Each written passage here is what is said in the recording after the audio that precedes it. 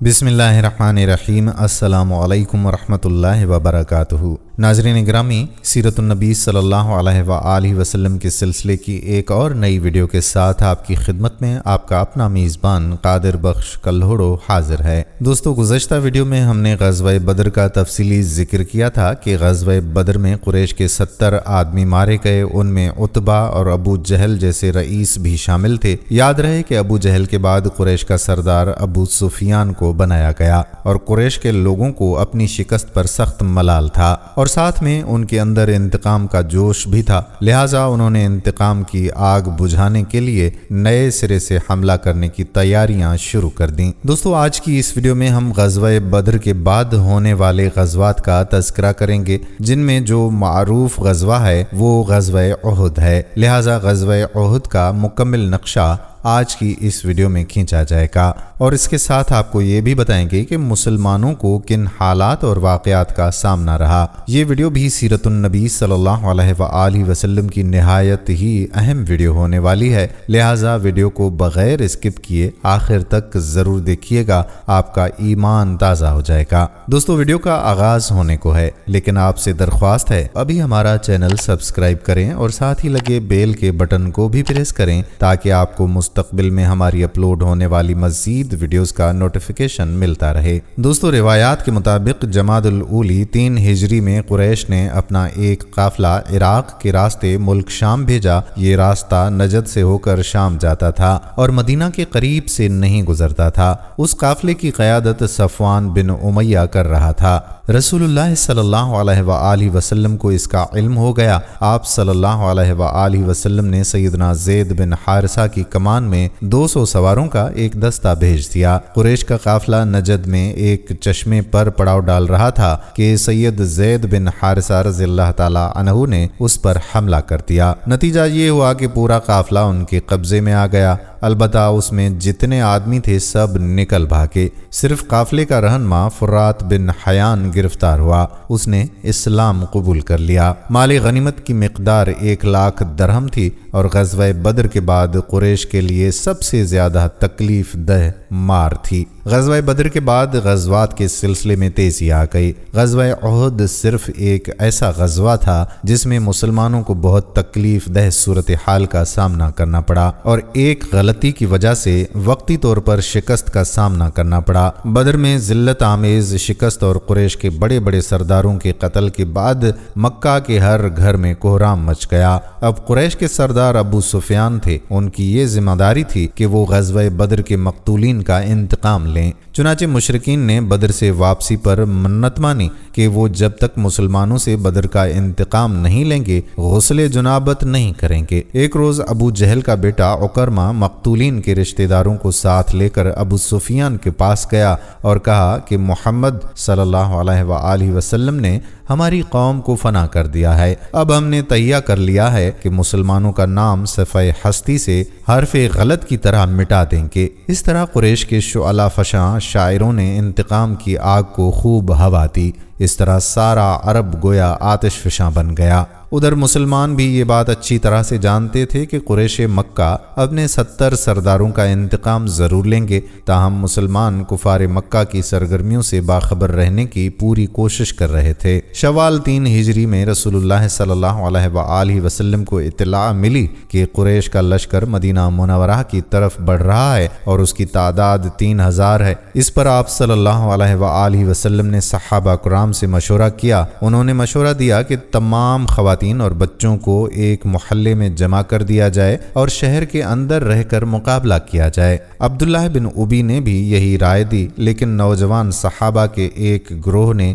इस बात पर इसरार किया कि शहर से निकलकर दुश्मन का मुकाबला किया जाए। दरअसल ये सहाबा कम उम्र होने की वजह से ग़ज़वा बदर में शिरकत नहीं कर सके थे, इसलिए उन पर जोश तारी था। नबी करीम सल्लल्लाहु अलैहि वसल्लम घर तशरीफ ले गए और ज़िर्रा पहनकर बाहर तशरीफ ले आए। अब लोगों को निदामत हुई कि क्यों शहर से बाहर निकलकर लड़ने का मशवरा दिया। चुनाचे उन्होंने कहा कि अगर आप पसंद फरमाएं तो शहर में रहकर दुश्मन से मुकाबला किया जाए। जवाब में आप सल्लल्लाहु अलैहि वसल्लम ने फरमाया कि रसूल को ज़ैबा नहीं कि کہ ہتھیار پہن کر بغیر قتال کے اتار دے۔ چنانچہ آپ 1000 کا لشکر لے کر مدینہ منورہ سے نکلے۔ اس کے بعد نبی کریم صلی اللہ علیہ وآلہ وسلم نے لشکر کو 3 حصوں میں تقسیم کیا۔ مہاجرین کا دستہ، اس کا پرچم سیدنا مصعب بن عمیر کو عطا کیا۔ قبیلہ اوس کا دستہ، اس کا علم عزیر بن زبیر کو عطا فرمایا۔ تیسرا قبیلہ خزرج کا دستہ، اس کا علم خبان بن منظر کو عطا فرمایا۔ پورا لشکر 1000 مردان جنگی پر مشتمل تھا، جن میں 100 زرہ پوش اور 50 گھڑ سوار تھے۔ سیدنا ابن ام مکتوم کو اس کام پر مقرر فرما دیا کہ وہ مدینہ کے اندر رہ جانے والے لوگوں کو نماز پڑھائیں گے۔ اس کے بعد کوچ کا اعلان فرمایا اور لشکر نے شمال کا رخ کیا۔ سیدنا سعد بن معاذ اور سعد بن عبادہ رضی اللہ تعالی عنہ زرہ پہنے نبی پاک صلی اللہ علیہ وآلہ وسلم کے آگے آگے چل رہے تھے۔ رات احد اور مدینہ کے درمیان بسر کی۔ طلوع فجر سے کچھ دیر پہلے آپ پھر چل پڑے اور مقام شق پہنچ کر نماز فجر ادا کی۔ اسی جگہ سے عبداللہ بن ابی منافق اپنے 300 کے لشکر کے ساتھ الگ ہو گیا۔ اس نے یہ کہتے ہوئے مدینہ کا رخ کیا کہ آپ نے ہماری رائے کو کوئی اہمیت نہیں دی، اس لیے ہم واپس جاتے ہیں۔ اس بغاوت کے بعد نبی کریم صلی اللہ علیہ وآلہ وسلم باقی ایماندار لشکر کو لے کر، جس کی تعداد 700 تھی، دشمن کی طرف قدم بڑھایا۔ دشمن کا پڑاؤ آپ صلی اللہ علیہ وآلہ وسلم اور احد کے درمیان کئی سمت میں تھا، اس لیے آپ نے دریافت کیا کہ کوئی آدمی ہے جو ہمیں دشمن کے پاس سے گزرے بغیر کسی قریب کے رستے سے لے چلے؟ اس کے جواب میں ابو خمیثہ نے عرض کیا کہ یا رسول اللہ صلی اللہ علیہ وآلہ وسلم، میں اس خدمت کے لیے حاضر ہوں۔ پھر انہوں نے ایک مختصر راستہ اختیار کیا۔ وہاں پہنچ کر نبی کریم صلی اللہ علیہ وآلہ وسلم نے وادی کے آخری سرے پر واقع احد کی گھاٹی میں نزول فرمایا اور وہیں اپنے لشکر کا کیمپ لگا لیا۔ سامنے مدینہ تھا اور پیچھے احد کا پہاڑ۔ اس طرح دشمن کا لشکر مسلمانوں اور مدینہ کے درمیان حد فاضل بن گیا۔ یہاں پہنچ کر رسول اللہ صلی اللہ علیہ وآلہ وسلم نے لشکر کی تنظیم اور ترتیب قائم کی اور جنگی نقطہ نظر سے اسے کئی صفوں میں تقسیم فرمایا۔ ان کی کمان سیدنا عبداللہ بن زبیر کے سپرد کی اور انہیں ہدایت دیتے ہوئے فرمایا کہ اگر تم لوگ دیکھو کہ ہمیں پرندے اچک رہے ہیں تو بھی اپنی جگہ نہ چھوڑنا یہاں تک کہ میں بلاوا بھیجوں، اور اگر تم دیکھو کہ ہم نے قوم کو شکست دی ہے اور انہیں کچل دیا ہے تو بھی اپنی جگہ نہ چھوڑنا یہاں تک کہ میں بلاوا بھیجوں۔ باقی لشکر کی ترتیب یہ تھی: دائیں جانب والے لشکر پر سیدنا منظر بن عمر مقرر تھے اور بائیں جانب والے لشکر پر زبیر بن عوام اور ان کا معاون سیدنا مقداد بن اسود کو بنایا گیا۔ سیدنا زبیر کو یہ مہم بھی سونپی گئی کہ وہ خالد بن ولید کے شہ سواروں کی راہ روکے رکھے۔ اس ترتیب کے علاوہ سب کے اگلے حصے میں ایسے ممتاز اور بہادر مسلمان رکھے گئے جن کی بہادری کا شہرہ تھا اور جن کو ہزاروں کے برابر مانا جاتا تھا۔ یہ معرکہ بڑی تاریکی پر مبنی تھا، جس سے نبی کریم صلی اللہ علیہ وآلہ وسلم کی فوجی عبقریت کا پتہ چلتا ہے اور ثابت ہوتا ہے کہ کوئی کمانڈر کتنا ہی بالیاقت کیوں نہ ہو، آپ سے زیادہ باریک اور حکمت والا منصوبہ نہیں بنا سکتا۔ یہ تھی رسول اللہ صلی اللہ علیہ وآلہ وسلم کے لشکر کی ترتیب و تنظیم جو 7 شوال 3 ہجری کی صبح عمل میں آئی۔ ادھر مشرکین نے بھی صف بندی کے اصولوں پر اپنے لشکر کو منظم کیا تھا۔ ان کا سپہ سالار ابو سفیان تھا جس نے قلب لشکر میں اپنا مرکز بنایا تھا۔ دائیں جانب خالد بن ولید سپہ سالار تھے جو ابھی مشرک تھے اور بائیں جانب سپہ سالار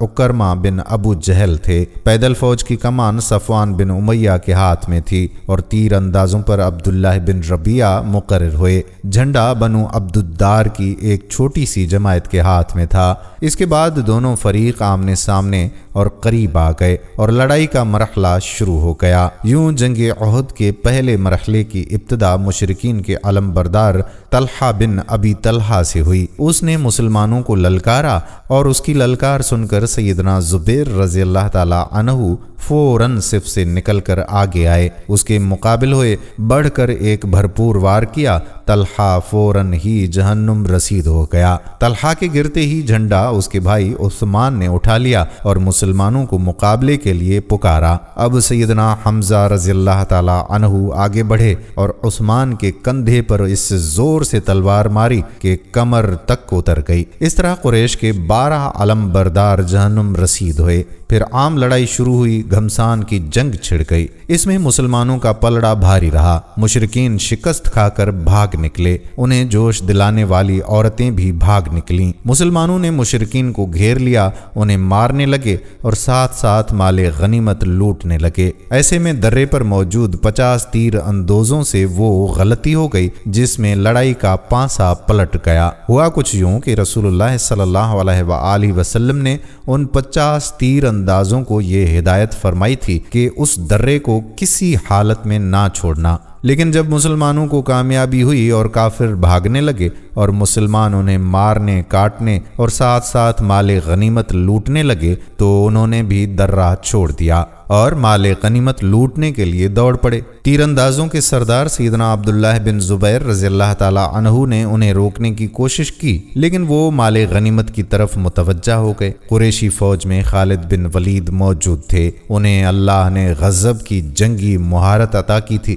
انہوں نے اپنی مہارت سے پورا بھانپ لیا کہ موقع بہت اچھا ہے، مسلمانوں پر اس درے کی طرف سے حملہ کر دینا چاہیے۔ چنانچہ انہوں نے اپنے لشکر کو ساتھ لیا اور چکر کاٹ کر درے پر پہنچ گئے۔ وہاں سیدنا عبداللہ رضی اللہ تعالی عنہ اور ان کے ساتھیوں کو شہید کر کے یہ لوگ پیچھے کی طرف سے مسلمانوں پر ٹوٹ پڑے۔ اس طرح مسلمان دونوں طرف سے کافروں کے نرغے میں آ گئے، زبردست جنگ ہوئی، 70 صحابہ شہید ہو گئے، مسلمان منتشر ہو کر رہ گئے۔ اسلامی فوج کے علم بردار سیدنا مصعب بن عمیر رضی اللہ تعالی عنہ کی شکل و صورت رسول اللہ صلی اللہ علیہ وآلہ وسلم سے بہت ملتی تھی۔ وہ شہید ہو گئے تو لوگوں نے سمجھا کہ رسول اللہ صلی اللہ علیہ وآلہ وسلم شہید ہو گئے۔ اس خبر سے مسلمان فوج بددل ہو گئی، ان میں سراسیمگی پھیل گئی، وہ مایوس ہو گئے، بڑے بڑے بہادروں کی طاقت جواب دے گئی۔ کچھ دیر بعد اتفاق سے کعب بن مالک رضی اللہ تعالی عنہ نے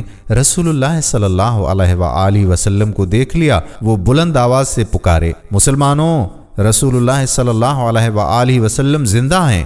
مسلمان اس طرف لپکے اور ان کو اپنے گھیرے میں لے لیا۔ لڑائی کے دوران ایک پتھر آپ صلی اللہ علیہ وآلہ وسلم کی پیشانی مبارک پر لگا، اس سے زرہ کی 2 کڑیاں آپ صلی اللہ علیہ وآلہ وسلم کی پیشانی میں گڑ گئیں۔ ایک اور پتھر آ کر لگا، اس سے آپ صلی اللہ علیہ وآلہ وسلم کے 2 دانت شہید ہو گئے۔ مسلمانوں کے پھر سے پلٹ آنے پر آخر کافروں کو پھر بھاگنے کی پڑی۔ 70 مسلمانوں کی لاشیں خون اور مٹی میں لت پت پڑی تھیں۔ کفار نے انتقام کی آگ کو اس طرح ٹھنڈا کیا کہ ان میں سے اکثر کے ناک اور کان کاٹ دیے۔ آپ صلی اللہ علیہ وآلہ وسلم کے چچا سیدنا حمزہ رضی اللہ تعالی عنہ کی ناش کے بھی ناک کان کاٹ دیے گئے۔ سرور کائنات صلی اللہ علیہ وآلہ وسلم نے چچا کی لاش دیکھی تو آپ دیدہ ہو گئے، تاہم صبر فرمایا، قریش مکہ کے لیے دعا فرمائی، اے اللہ میری قوم کو ہدایت فرما کیونکہ وہ مجھے نہیں جانتے۔ اس کے بعد زخمیوں اور شہیدوں کی خبر لینے کے لیے میدان میں آئے۔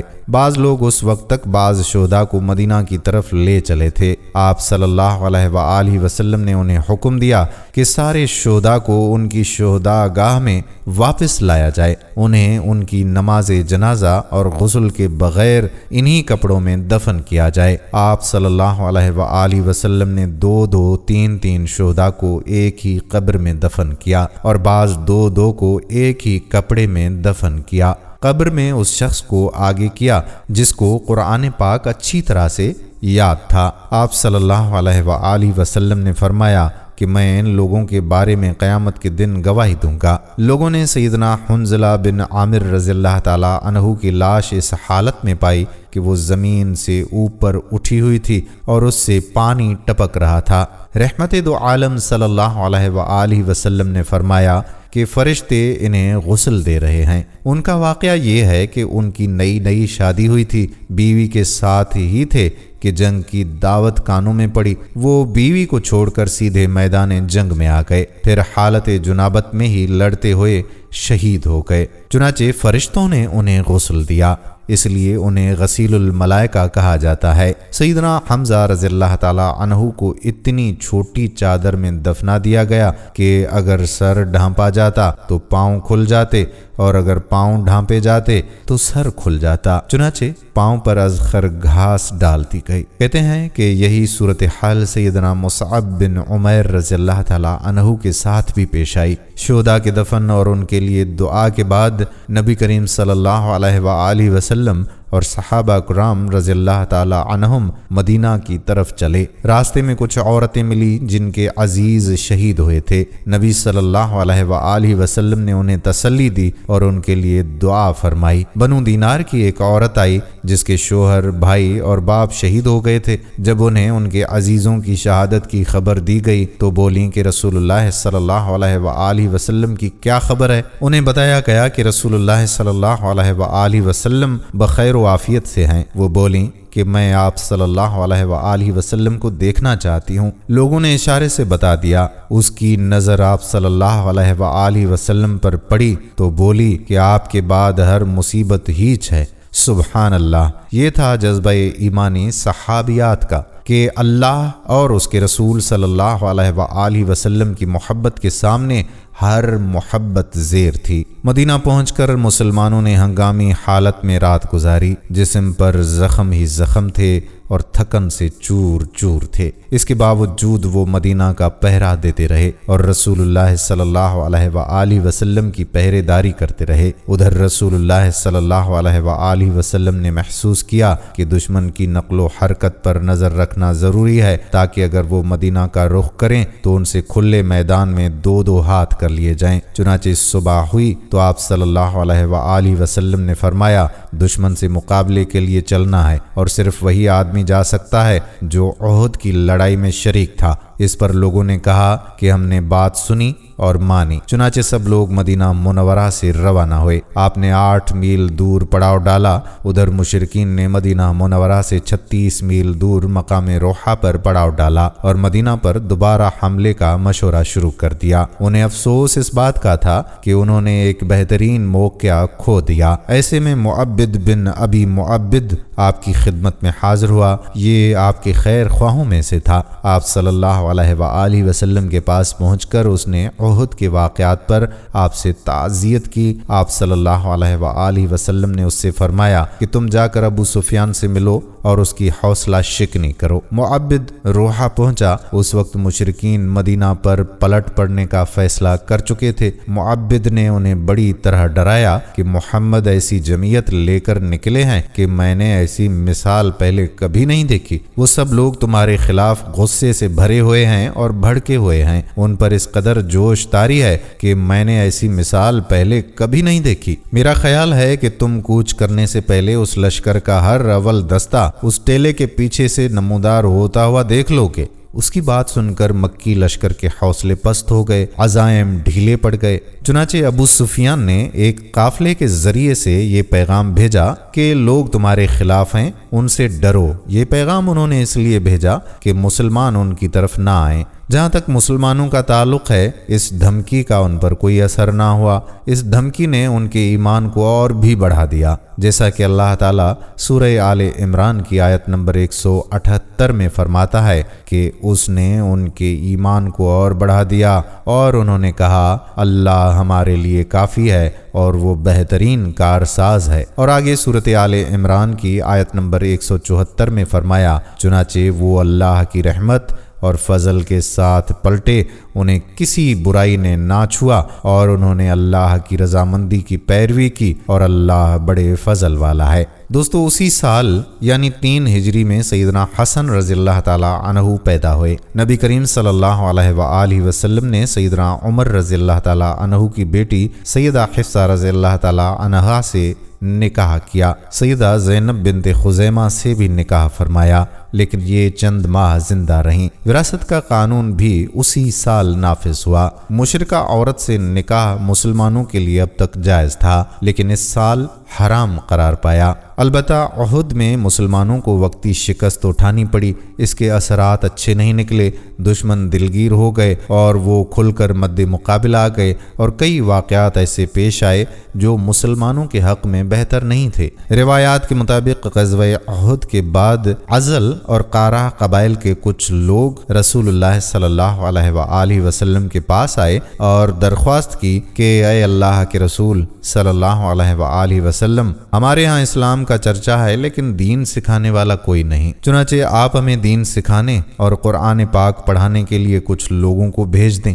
نبی کریم صلی اللہ علیہ وآلہ وسلم نے ان کی درخواست سن کر اپنے 10 صحابہ کرام کو سیدنا عاصم رضی اللہ تعالی عنہ کی امارات میں روانہ کیا۔ جب یہ لوگ رجیح کے مقام پر پہنچے تو ان لوگوں نے غداری کی اور قبیلہ حزیل کی ایک شاخ بنو لحیان کو ان پر چڑھا لائے۔ ان کے تقریباً 100 تیر اندوزوں نے انہیں ایک ٹیلے پر گھیر لیا، پھر انہیں یہ عہد و پیمان دیا کہ اگر وہ لڑے بغیر نیچے اتر آئیں تو وہ انہیں قتل نہیں کریں گے۔ ان کی بات سن کر سیدنا عثمان رضی اللہ تعالی عنہ نے اترنے سے انکار کر دیا اور اپنے ساتھیوں کے ساتھ مل کر جنگ شروع کر دی۔ اس طرح اس جنگ میں 7 صحابہ شہید ہو گئے، 3 باقی رہ گئے۔ کفار نے پھر وہی عہد دیا، چنانچہ وہ تینوں ٹیلے سے اتر آئے، مگر کفار نے بد عہدی کی اور انہیں باندھ لیا۔ اس پر ان میں سے ایک نے کہا کہ یہ تم لوگوں کی پہلی بد عہدی ہے، میں تم لوگوں کے ساتھ نہیں جاؤں گا۔ کفار نے انہیں قتل کر دیا اور باقی 2 کو مکہ لے گئے۔ مکہ لے جا کر ان دونوں کو بیچ دیا۔ یہ دونوں خبیب بن عدی اور زید بن دثنہ تھے۔ سیدنا خبیب نے بدر میں حارث بن عامر بن نوفل کو قتل کیا تھا، لہٰذا انہیں کچھ عرصہ قید میں رکھ کر تنعیم لے جایا گیا اور انہیں شہید کر دیا گیا۔ انہوں نے شہادت سے پہلے 2 رکعت نماز ادا کی اور ان پر بد دعا کی، پھر چند اشعار پڑھے۔ ان میں سے 2 کا ترجمہ یہ ہے: میں مسلمان مارا جاؤں تو مجھے کچھ پرواہ نہیں کہ اللہ کی راہ میں کس پہلو پر قتل ہوتا ہوں، اور یہ تو اللہ کی ذات کے لیے ہے، اور اگر وہ چاہے تو بوٹی بوٹی کیے ہوئے اعضاء کو جوڑ دے، برکت عطا کر دے۔ اس کے بعد ابو سفیان نے حبیب سے کہا کہ کیا تم یہ پسند کرتے ہو کہ تمہاری جگہ محمد صلی اللہ علیہ وآلہ وسلم ہمارے قبضے میں ہوتے اور ہم ان کی گردن مارتے اور تم اپنے اہل و عیال میں ہوتے؟ جواب میں انہوں نے فرمایا کہ اللہ کی قسم، مجھے تو یہ بھی گوارا نہیں کہ میں اپنے اہل و عیال میں ہوتا اور اس کے بدلے محمد صلی اللہ علیہ وآلہ وسلم کو کوئی کانٹا چبھ جاتا اور وہ آپ کو تکلیف دیتا، یعنی میں تو اپنی جان کے بدلے میں انہیں ایک کانٹا چبھنے تک کی تکلیف دینا بھی گوارا نہیں کرتا۔ اور پھر اچانک حارث بن عامر کے بیٹے نے انہیں اپنے باپ کے بدلے میں شہید کر دیا۔ اب رہ گئے زید بن دثنہ، تو انہوں نے غزوہ بدر میں امیہ بن محدث کو جہنم واصل کیا تھا، چنانچہ انہیں اس کے بیٹے صفوان بن امیہ نے خرید کر شہید کر دیا۔ بعض کتب میں یوں ہے کہ یہ گفتگو ابو سفیان اور خبیب رضی اللہ تعالی عنہ کے درمیان نہیں ہوئی تھی، بلکہ زید بن دثنہ سے ہوئی تھی۔ سیدنا عاصم کی شہادت کے بعد قریش نے ان کا سر کاٹ کر لانے کے لیے اپنے کچھ لوگوں کو بھیجا۔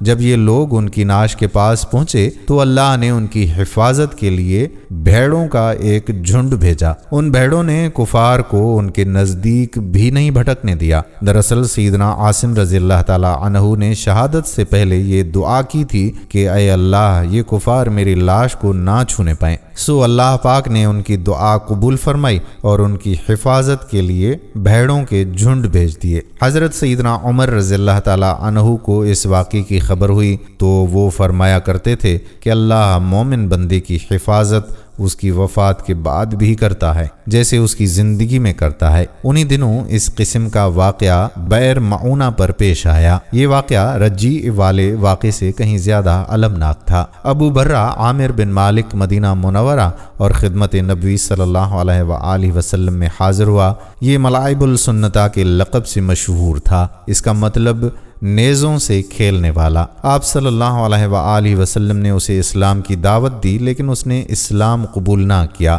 لیکن دوری بھی اختیار نہ کی۔ اور یہ امید ظاہر کی کہ اگر اہل نجد کے پاس آدمی بھیج دیے جائیں تو وہ اسلام قبول کر لیں گے۔ اس نے یہ بھی کہا کہ آپ صلی اللہ علیہ وآلہ وسلم جن لوگوں کو بھیجیں گے وہ میری پناہ میں ہوں گے۔ چنانچہ رسول اللہ صلی اللہ علیہ وآلہ وسلم نے 70 صحابہ کی جماعت اس کے ساتھ روانہ کر دی۔ یہ 70 کے 70 قرآن پاک کے حافظ اور قاری تھے۔ انہوں نے بئر معونہ پر پڑاؤ ڈالا۔ سیدنا حرام بن ملحان رسول اللہ صلی اللہ علیہ وآلہ وسلم کا خط لے کر قبیلے کے سردار اللہ کے دشمن عامر بن طفیل کے پاس گئے۔ اس نے خط پڑھنے کی بجائے اپنے ایک آدمی کو اشارہ کیا کہ آپ کو قتل کر دیا جائے۔ اس نے کمر کی طرف سے نیزے کا وار کیا، نیزہ آر پار ہو گیا۔ وہ یہ کہتے ہوئے گرے کہ رب کعبہ کی قسم میں کامیاب ہو گیا۔ پھر اس نے فوراً باقی صحابہ پر حملہ کرنے کے لیے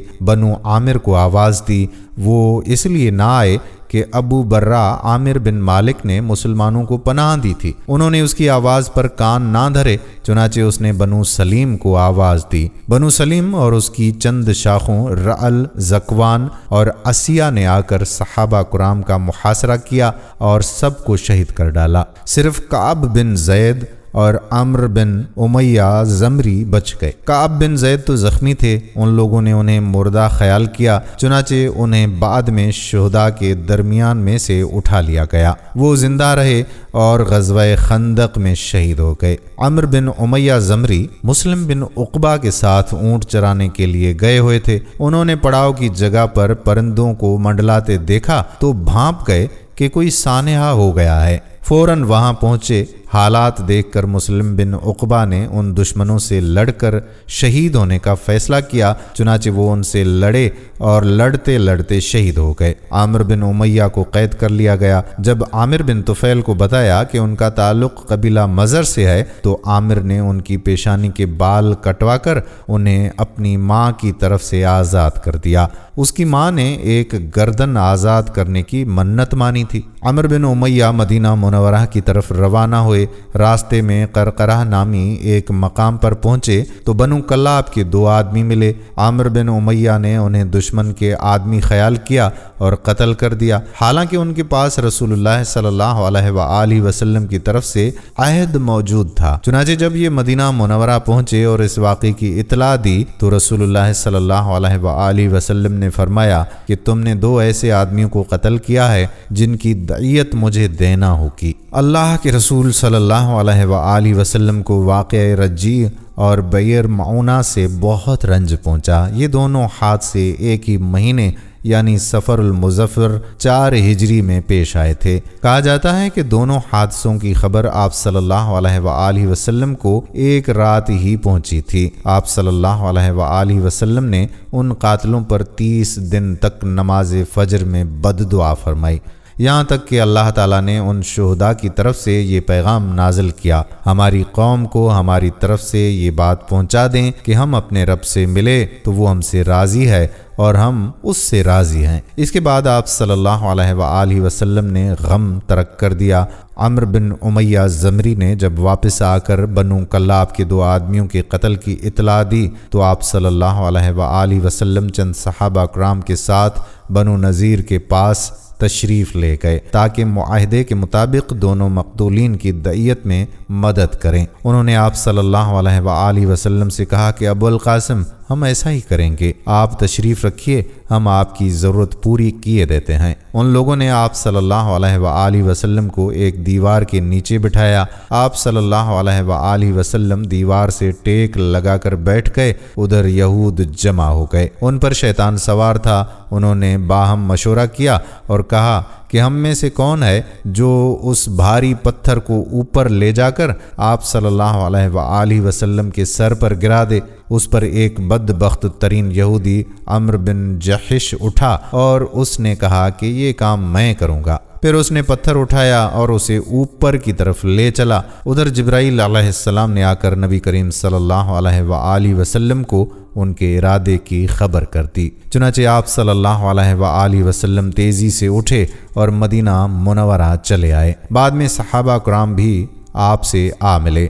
آپ نے انہیں سازش سے آگاہ فرما دیا۔ اس واقعے پر نبی کریم صلی اللہ علیہ وآلہ وسلم نے محمد بن مسلمہ کو بنو نذیر کے پاس بھیجا۔ ان کے ذریعے سے آپ صلی اللہ علیہ وآلہ وسلم نے یہود کو پیغام دیا کہ تم لوگ مدینہ سے نکل جاؤ، اب تم یہاں نہیں رہ سکتے، تمہیں 10 دن کی مہلت ہے، اس کے بعد جو یہاں نظر آیا اس کی گردن مار دی جائے گی۔ رسول اللہ صلی اللہ علیہ وآلہ وسلم کے اس فرمان پر یہودیوں نے وہاں سے چلنے کی تیاری شروع کر دی، لیکن اسی دوران میں رئیس المنافقین عبداللہ بن ابی نے انہیں کہلا بھیجا کہ ڈٹ جاؤ اور یہاں سے نکلنے سے انکار کر دو، میرے ساتھ 2000 جنگجو ہیں، وہ تمہارے ساتھ تمہارے قلعوں میں داخل ہوں گے اور تمہاری حفاظت کی خاطر جان دے دیں گے، اور بنو قریظہ اور بنو غطفان بھی تمہاری مدد کریں گے۔ اس کا پیغام سن کر یہود نے اپنے اندر قوت اور مضبوطی محسوس کی اور رسول اللہ صلی اللہ علیہ وآلہ وسلم سے کہلا بھیجا کہ ہم یہاں سے نہیں جائیں گے، آپ جو کر سکتے ہیں کر لیں۔ یہ سن کر آپ صلی اللہ علیہ وآلہ وسلم نے کہا اللہ اکبر۔ صحابہ کرام رضی اللہ تعالی عنہم اجمعین نے بھی مل کر کہا اللہ اکبر۔ نبی کریم صلی اللہ علیہ وآلہ وسلم نے مدینہ کا انتظام سیدنا ابن ام مکتوم کو سونپا اور جھنڈا مولا علی علیہ السلام کے حوالے کر کے بنو نذیر کے علاقے کا رخ کیا۔ وہاں پہنچ کر ان کا محاصرہ کر لیا۔ انہوں نے بھی اپنے قلعوں اور گڑھوں میں پناہ لے لی اور اسلامی لشکر پر تیر اور پتھر برسانے لگے۔ آپ صلی اللہ علیہ وآلہ وسلم نے دیکھا کہ کھجور کے درخت اور باغات ان کے لیے ڈھال بنے ہوئے ہیں، چنانچہ آپ صلی اللہ علیہ وآلہ وسلم نے انہیں کاٹ ڈالنے اور جلانے کا حکم دیا۔ اس عمل سے یہودیوں کے حوصلے پست ہو گئے اور اللہ تعالیٰ نے ان کے دلوں پر مسلمانوں کا رعب طاری کر دیا۔ چنانچہ 6 دن کے بعد یا ایک دوسری روایت کے مطابق 15 دنوں کے بعد انہوں نے اس شرط پر ہتھیار ڈال دیے کہ وہ مدینہ منورہ سے جلا وطن ہو جائیں گے۔ اس موقع پر بنو قریظہ بھی ان سے الگ تھلگ رہے۔ منافقین کے سردار اور ان کے حریفوں نے بھی وعدہ خلافی کی اور ان کی مدد کو نہ آئے۔ رسول کریم صلی اللہ علیہ وآلہ وسلم نے انہیں اجازت دی کہ وہ ہتھیاروں کے سوا جو ساز و سامان چاہیں لے جا سکتے ہیں، چنانچہ ان سے جو کچھ ہو سکا لے گئے، یہاں تک کہ دروازے، کھڑکیاں، کھونٹیاں اور چھتوں کی کھڑکیاں تک لے گئے۔ اللہ تعالیٰ سورۃ حشر کی آیت نمبر 2 میں اس بارے میں ارشاد فرماتا ہے، وہ اپنے ہاتھوں اور اہل ایمان کے ہاتھوں اپنے گھر برباد کر رہے تھے، پس اے اہل بصیرت عبرت پکڑو۔ دوستو یاد رہے کہ جلاوطنی کے بعد ان کی اکثریت اور بڑے لوگوں نے خیبر میں قیام کیا۔ ان کا ایک چھوٹا سا گروہ ملک شام میں جا بسا۔ رسول اللہ صلی اللہ علیہ وآلہ وسلم نے ان کی زمین مہاجرین اور اولین میں تقسیم کروا دی۔ صرف 2 انصاری صحابہ ابو دجانہ اور سہل بن حنیف کو ان کی تنگ دستی کے سبب ان میں سے عطا فرمایا۔ اس کے علاوہ آپ صلی اللہ علیہ وآلہ وسلم اسی میں سے اپنی ازواج مطہرات کے سال بھر کا خرچ نکالتے تھے۔ اس کے بعد جو کچھ بچتا اسے جہاد کی تیاری اور ہتھیاروں اور گھوڑوں کی خریداری میں صرف فرما دیتے تھے۔ کہا جاتا ہے کہ آپ صلی اللہ علیہ وآلہ وسلم نے ان کے پاس سے 300 تلواریں بھی پائیں۔ ابو سفیان نے احد میں اعلان کیا تھا کہ اگلے سال جنگ ہوگی، چنانچہ شعبان 4 ہجری کی آمد پر رسول اللہ صلی اللہ علیہ وآلہ وسلم نے ان کے اعلان کے مطابق بدر کا رخ کیا۔ وہاں ٹھہر کر ابو سفیان کا انتظار کرتے رہے۔ آپ صلی اللہ علیہ وآلہ وسلم کے ساتھ 1500 کا لشکر اور 10 گھوڑے تھے۔ جھنڈا مولا علی علیہ السلام کے پاس تھا۔ آپ صلی اللہ علیہ وآلہ وسلم نے مدینہ کا انتظام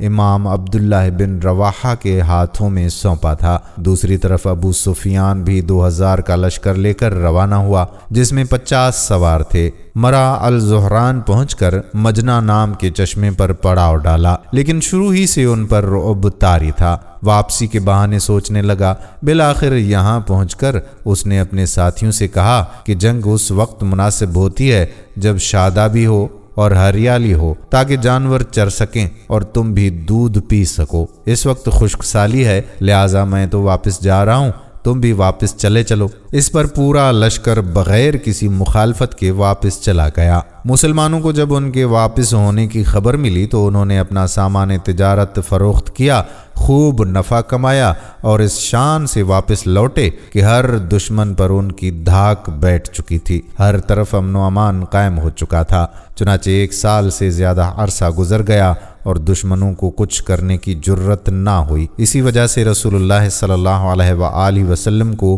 آخری حدود تک امن پھیلانے کا موقع ملا۔ چنانچہ ربیع الاول 5 ہجری کو ڈاکوؤں کی سرکوبی کے لیے دومت الجندل تشریف لے گئے اور یوں ہر طرف امن و امان قائم ہو گیا۔ بنو نذیر مدینہ منورہ سے نکلنے کو تو نکل گئے تھے، مگر خیبر پہنچ کر انہوں نے اپنی سازشوں کا جال سارے عرب میں پھیلا دیا تھا۔ ان کے رئیسوں نے مکے جا کر قریش کو آمادہ کیا۔ قبیلہ غطفان کو خیبر کی آدھی پیداوار کا لالچ دے کر اپنے ساتھ ملا لیا۔ بنی اسد ان کے حریف تھے، وہ بھی اٹھ کھڑے ہوئے۔ سب ملا کر 10,000 کا لشکر مدینہ منورہ کی طرف روانہ ہوا۔ جب آپ صلی اللہ علیہ وآلہ وسلم کو ان کی چڑھائی کی خبر ملی تو آپ صلی اللہ علیہ وآلہ وسلم نے صحابہ اکرام سے مشورہ کیا۔ سیدنا سلمان فارسی رضی اللہ تعالی عنہ نے مشورہ دیا کہ شہر کے 3 اطراف میں دشوار گداز پہاڑ ہیں، مکانات اور کھجوروں کے گھنے باغات ہیں جو پناہ کا کام دیتے ہیں۔ صرف شمالی سمت کھلی ہے، اگر وہاں خندق کھودی جائے تو شہر پر حملہ روکا جا سکتا ہے۔ آپ صلی اللہ علیہ وآلہ وسلم نے یہ رائے پسند فرمائی، لہٰذا آپ صلی اللہ علیہ وآلہ وسلم نے اسی طرف حرا شرقیہ اور غربیہ کے درمیان کا سب سے تنگ مقام منتخب کیا جو کم و بیش 1 میل ہے۔ وہاں خندق کھود کر دونوں دروں کو ملا دیا۔ آپ صلی اللہ علیہ وآلہ وسلم نے ہر 10 آدمیوں کو 40 ہاتھ خندق کھودنے کا حکم دیا اور خود بھی خندق کھودنے اور مٹی ڈھونے میں شریک ہو گئے۔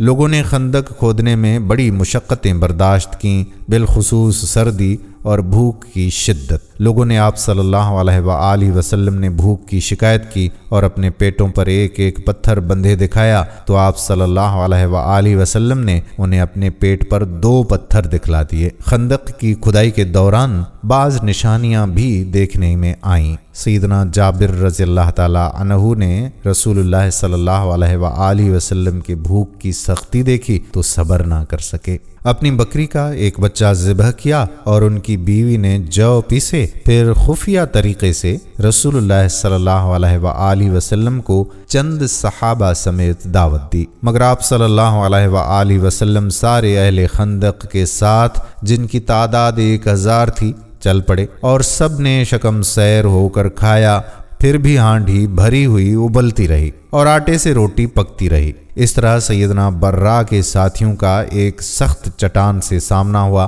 نبی کریم صلی اللہ علیہ وآلہ وسلم نے اتر کر بسم اللہ کہا اور کدال سے 1 ضرب لگائی تو اس کا ایک ٹکڑا کٹ گیا اور اس سے ایک روشنی نکلی۔ آپ صلی اللہ علیہ وآلہ وسلم نے فرمایا، اللہ اکبر، مجھے شام کی کنجیاں دی گئیں اور اس وقت میں اس کے سرخ محل دیکھ رہا ہوں۔ اس کے بعد آپ صلی اللہ علیہ وآلہ وسلم نے دوسری ضرب لگائی اور فتح فارس کی خوشخبری سنائی، پھر تیسری ضرب لگائی اور فتح یمن کی خوشخبری سنائی اور پوری چٹان کٹ گئی۔ ادھر قریش اور ان کے پیروکار 4000 کا لشکر لے کر آئے، ان کے ساتھ 300 گھوڑے سوار اور 1000 اونٹ تھے۔ ان کا سالار ابو سفیان تھا اور جھنڈا عثمان بن طلحہ نے اٹھا رکھا تھا۔ جب یہ لشکر مدینہ کے قریب پہنچا تو خندق دیکھ کر دنگ رہ گیا، چنانچہ انہیں مدینہ منورہ کے باہر پڑاؤ کرنا پڑا۔ ادھر 3000 مسلمان پوری طرح ہوشیار تھے اور خندق کی نگرانی کر رہے تھے۔ دونوں اطراف سے تیر اندازی شروع ہوئی جو کئی دن تک جاری رہی۔ ایک روز مشرکین کے شاہ سواروں کی ایک جماعت نے ایک تنگ مقام سے خندق عبور کر لی۔ ان لوگوں میں عامر بن عبد ود، اکرمہ بن ابو جہل اور زرار بن خطاب وغیرہ شامل تھے۔ ان کے گھوڑے اندر داخل ہو کر چکر کاٹنے لگے۔ ایسے میں مولا علی علیہ السلام چند مسلمانوں کے ساتھ نکلے اور جس مقام سے انہوں نے خندق عبور کی تھی اس پر قبضہ کر لیا۔ اس طرح انہوں نے ان لوگوں کا واپسی کا راستہ بند کر دیا۔ اس پر عمرو بن عبد ود نے انہیں مقابلے کے لیے للکارا۔ وہ بہت بہادر اور ظالم تھا۔ مولا علی علیہ السلام نے کوئی بات کہہ کر اسے بھڑکا دیا۔ وہ گھوڑے سے اتر آیا۔ اب دونوں نے بڑھ چڑھ کر ایک دوسرے پر وار کیے۔ آخر سیدنا علی علیہ السلام نے اسے ایک کاری ضرب لگائی اور وہ وہیں ڈھیر ہو گیا۔ باقی مشرک بچ نکل کر بھاگنے میں کامیاب ہو گئے۔ بھاگتے وقت ان کی بدحواسی کا عالم یہ تھا کہ عکرمہ اپنا نیزہ چھوڑ کر بھاگ گیا۔ نوفل بن عبداللہ خندق میں جا گرا، جسے مسلمانوں نے وہیں پر پورا کر دیا۔ اب مشرکین نے تیر اندازی شروع کر دی۔ تیروں کے ساتھ وہ پتھر بھی برسا رہے تھے۔ مسلمان عورتیں ایک قلعے میں محفوظ تھیں۔ وہ قلعہ بنو قریظہ کے پاس تھا۔ بنو قریظہ نے جب یہ دیکھا کہ مسلمان حملے کی زد میں ہیں، ادھر میدان خالی ہے، تو قلعے پر قبضے کی نیت سے آگے بڑھے۔ ایک یہودی تو پھاٹک کے پاس پہنچ گیا۔ عورتوں نے بھی انہیں دیکھ لیا اور ان کے ارادے کو بھانپ لیا۔ سیدنا زبیر رضی اللہ تعالی عنہ کی والدہ اور نبی کریم صلی اللہ علیہ وآلہ وسلم کی پھپھی سیدہ صفیہ رضی اللہ تعالی عنہا آگے بڑھیں اور ان پر حملہ کر دیا۔ آن کی آن میں وہ ڈھیر ہو گیا اور انہوں نے اس کا سر کاٹ کر میدان میں پھینک دیا۔ اپنے ساتھی کا سر دیکھ کر بنو قریظہ کے لوگ یہ سمجھے کہ قلعے میں مسلمانوں کی فوج موجود ہے، اس لیے آگے بڑھنے سے رک گئے اور واپس پلٹ گئے۔ یاد رہے کہ غزوہ خندق شوال 5 ہجری میں پیش آیا تھا۔ مشرکین نے تقریباً 1 ماہ تک مسلمانوں کا محاصرہ جاری رکھا۔ اس کا مطلب یہ ہے کہ محاصرہ شوال میں شروع ہوا اور ذیقعد میں ختم ہوا۔ ابن سعد کا بیان ہے کہ جس روز رسول اللہ صلی اللہ علیہ وآلہ وسلم واپس ہوئے وہ بدھ کا دن تھا اور ذیقعد ختم ہونے میں 7 دن باقی تھے۔ اس جنگ میں دونوں اطراف کے بہت کم لوگ مارے گئے، یعنی 10 مشرکین اور 7 مسلمان۔ ان میں سے ایک تیر سعد بن معاذ رضی اللہ تعالی عنہ کو لگا، جس سے ان کے بازو کی بڑی رگ کٹ گئی۔ انہوں نے اللہ سے دعا کی کہ قریش کی جنگ اگر باقی ہے تو انہیں زندہ رکھے، ورنہ اسی زخم کو ان کی موت کا سبب بنا دے۔ البتہ دعا میں یہ بھی کہا کہ اللہ مجھے موت نہ دے یہاں تک کہ بنو قریظہ سے میری آنکھیں ٹھنڈی ہو جائیں۔ کہتے ہیں کہ خندق کی لڑائی دراصل جان اور مال کے نقصان کی نہیں تھی، بلکہ یہ جنگ اعصاب کی تھی۔ اس میں کوئی خون ریزی معرکہ پیش نہیں آیا، لیکن پھر بھی یہ اسلامی تاریخ کی ایک فیصلہ کن جنگ تھی۔ اس جنگ کے نتیجے میں مشرکین کے حوصلے پست ہو گئے اور ان پر یہ بات واضح ہو گئی کہ مسلمانوں کی ایک چھوٹی سی جماعت کو جو مدینہ منورہ میں نشوونما پا رہی تھی ختم نہیں کر سکتے۔ وہ کیا، عرب کی کوئی بھی طاقت انہیں ختم نہیں کر سکتی۔ اس خیال کی یہ وجہ تھی کہ خندق میں مشرکین بڑی طاقت، بھاری ساز و سامان کے ساتھ آئے تھے۔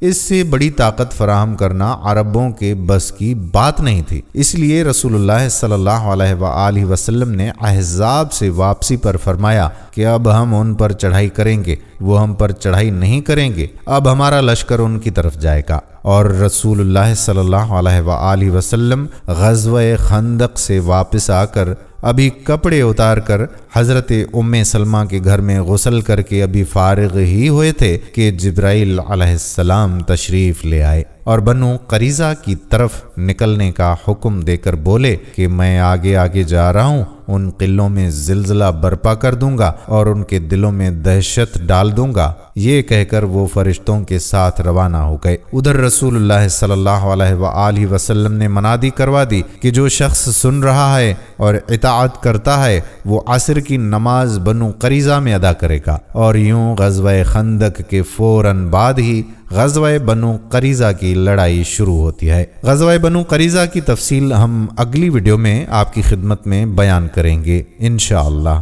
یاد رہے کہ سیرت النبی صلی اللہ علیہ وآلہ وسلم کا یہ سلسلہ چل رہا ہے۔ امید ہے کہ آپ کو سیرت النبی صلی اللہ علیہ وآلہ وسلم کے حوالے سے ہماری یہ ویڈیو دیکھ کر آپ کا ایمان تازہ ہو گیا ہوگا۔ اس بارے میں آپ کی کوئی رائے، کوئی تجویز ہو تو آپ ہمیں کمنٹ سیکشن میں بتا سکتے ہیں۔ البتہ آپ سے ہماری گزارش یہ ہے کہ جانے سے پہلے آپ ہماری اس ویڈیو کو شیئر کرتے جائیے گا۔ ہم امید کرتے ہیں کہ آپ کو ہماری آج کی یہ ویڈیو ضرور پسند آئی ہوگی۔ اگر آپ کو ہماری ویڈیو پسند آئی ہے تو سب سے پہلے اس کو لائک کریں، اپنی رائے کا اظہار کمنٹ سیکشن میں لازمی کریں۔ آپ سے ایک بار پھر درخواست ہے کہ آپ ہمارے چینل کو ضرور سبسکرائب کر لیں اور ساتھ ہی لگے بیل بٹن کو بھی کلک کر لیں تاکہ یہاں پر جتنی بھی ویڈیوز اپلوڈ ہوا کرتی ہیں تو ان کا نوٹیفیکیشن آپ کو بر وقت ملتا رہے۔ اللہ پاک آپ سب کا حامی و ناصر ہو، آمین۔